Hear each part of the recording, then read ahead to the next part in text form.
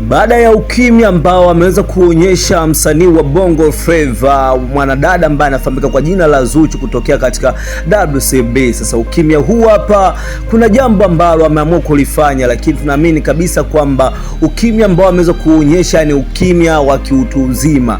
Sasa amekuja na surprise katika upande wa mama yake, kaamua kufanya vitendo ambavyo vinamhusu yeye mwenyewe. Hakutaka tena kujiingiza katika mambo ya skendo na haya mambo ambayo yanaendelea. Kumbuka tu kwamba Lita hapo katikati ameweza kuja na ushahidi wa kutosha, amekuja na kutoa onyo kali sana kuhusiana na Diamond ambaye yupo kwenye mahusiano na mwanadada ambaye ni Zuchu, lakini pia Zuchu aliweza kupigwa madongo ya kutosha sana. Sasa kabla sijaendelea kukupa hii hapa story, ni kuombe kitu kimoja, tukutane katika uwanja wa comment. Achia comment yako kutokana na mtazamo wa upande wa Zuchu. Je, unamuonaje kukaa kimya na amekuja na surprise ambayo ameweza kumuonyesha upendo wa kutosha upande wa mama yake. Pia mama yake ameweza kufurahi sana upendo ambao ameweza kuonyeshwa, lakini niendelee kukuomba kwamba usisahau kubonyeza neno ambalo limeandikwa subscribe hapo. Usisahau kuachia like yako katika video hii hapa.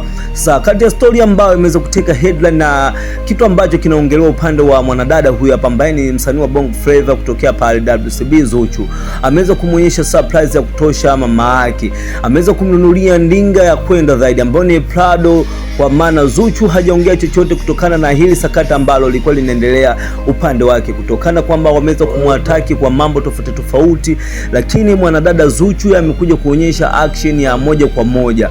Amekuja kumnunulia mama yake gari, kwa maana yeye anaonyesha action kutokana kwamba yuko busy na matendo yake. Hapo katikati pia Gigmane alikuja akidai kwamba Diamond akimuoa Lita sawa, lakini hata akimuoa Zuchu upande wake kwamba yeye ameimprove mtu yoyote, kwa maana ni wanadada wote wazuri.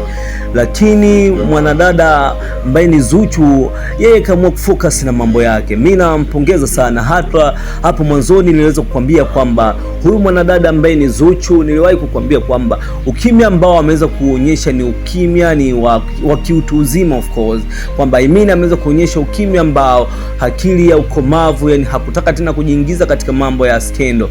Lakini baadhi ya watu walidai kwamba Zuchu ameanza na mwaka mgumu, lakini kwa mambo ambayo anazidi kuonyesha mwanadada ambaye ni Zuchu, inaonyesha kabisa kwamba akili yake tayari imeshakoma na akili yake ni komavu. Yuko busy na mambo yake, anaachia nyimbo, na pia amekuja kuonyesha surprise ambayo watu wengi wameshangaa.